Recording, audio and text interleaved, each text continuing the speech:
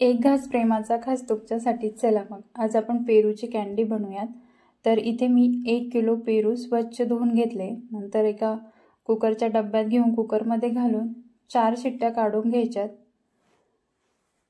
नंतर कुकर थंड करून पेरूचा डब्बा बाहेर काढून पेरू पूर्णपणे थंड करून घ्यायचे।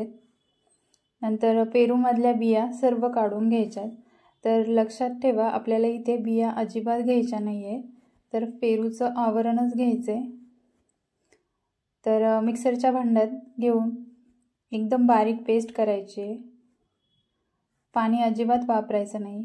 तर अशी छान पेस्ट झाली की एका बाउलमध्ये काढून घ्यायचे।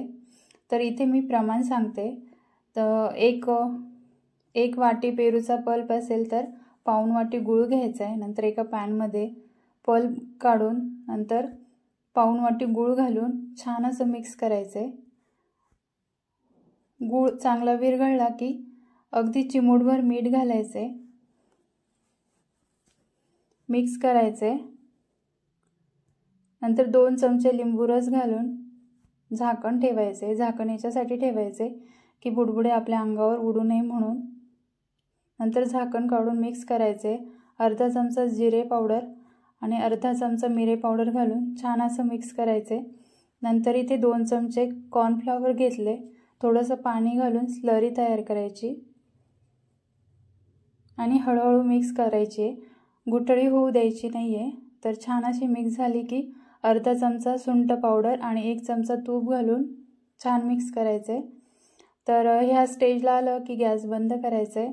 1 तासासाठी मिश्रण थंड करून घ्यायचे।